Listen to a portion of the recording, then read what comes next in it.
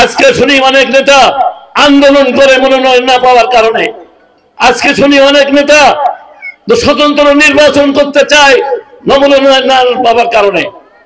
এ ঘটনা তো কাজী আলাউদ্দিনের সবচেয়ে বেশি কষ্টের ব্যাপার ছিল।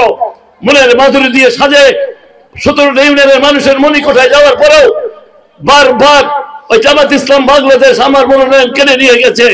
দাড়িপাল্লা নিয়ে আমার ভিতরে কোনো উদ্বিগ্নতা আপনারা দেখেন নাই, কোনো কষ্ট সহ্য করেছি, সবর করেছি, ধৈর্য ধরেছি বলেই আজকে বিধাতা আপনাদের দোয়ায় আমার 18 বছর পরে এসেই আমাকেই ধানের শীষ করে দিয়েছে। আজকে সবচেয়ে বেশি কথা আমি এখানে বলছি, কোন জায়গায় আমি এত কথা বলি না। যদি বলেন কেন, আমার এইখানে যারা বসে আছে আমার গ্রামবাসী, বিজ্ঞ শিক্ষিত শিক্ষক মানুষ, অনেক জ্ঞানী, তারা তাদের হৃদয়ের অন্তরের অন্তঃস্থল থেকে যে ভাবাবে, যে চিন্তা চেতনা ভাবাবে উন্মেষে আমার ব্যাপারে যে পরিচয় দিয়ে কথাগুলো বলেছে, আবার আর পাওয়ার কিছু নাই।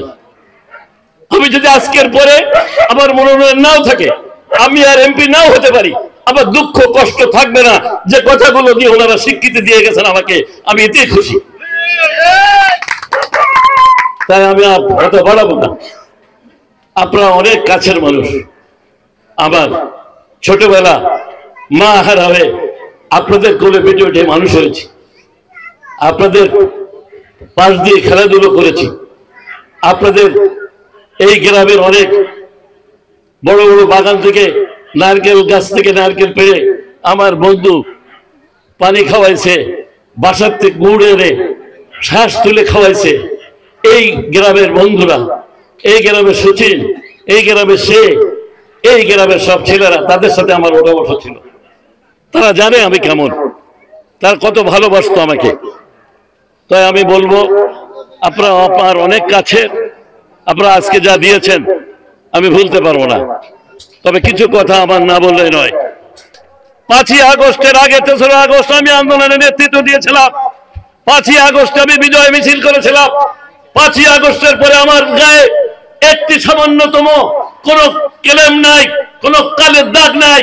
5ই আগস্টের পরে বাংলাদেশ জাতীয়তাবাদী দলের নাম করে যদি কোন লোক কোনো আমার হিন্দু বৌদ্ধ মুসলমান ভাই খ্রিস্টান ভাইদের কাছ থেকে 1টি টাকা তসরুপ করে থাকে, তাদের ফেরত দিতে হবে। আমি ফেরত দিয়েই তাই ছাড়বো ইনশাআল্লাহ।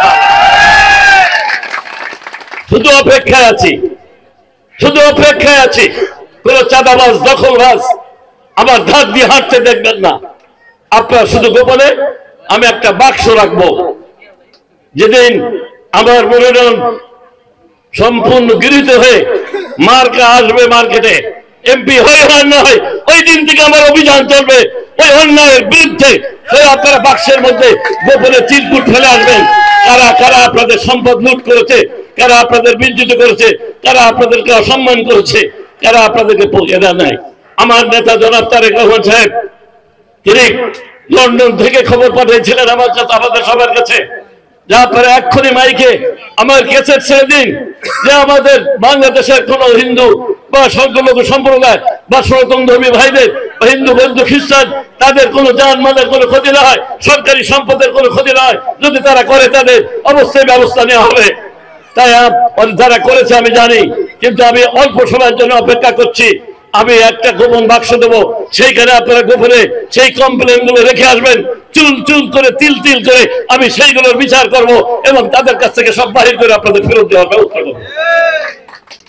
এবং মায়ের করে একটা শিশু যেমন নিরাপদ থাকে ইনশাআল্লাহ তাআলা, যেমন সামনে এসে দাঁড়িয়ে বলছি, অতীতে যখন আবার 5 বছরে কোন মানুষের আমার দ্বারা অনিষ্ট হয় নাই, তাহলে ওই 5 বছর আপনাদের, বিশেষ করে আপনাদের আপনাদের আপনাদের যারা এই দেশে মানুষ আবহমান কাল ধরে মুসলমান হিন্দু বৌদ্ধ খ্রিস্টান একসাথে আমরা ভাই বন্ধু হিসেবে বসবাস করছি, কোনদিন কমনাল নাই, তাদেরকে অবশ্যই আমি চেষ্টা করব সমানভাবে দেখে তাদের যাতে কোনো অনিষ্ট না হয়, কোনো সম্মান না হয়। কারণ কোনো মানুষের কাছে কোনো সম্পদ চায় না, কোনো কিচ্ছু চায় না, তারা চায় তাদের সম্মান, তাদের সম্মান, তাদের সম্মান, সেই সম্মানটুকু আপনাদের দেওয়ার আমি চেষ্টা করবো।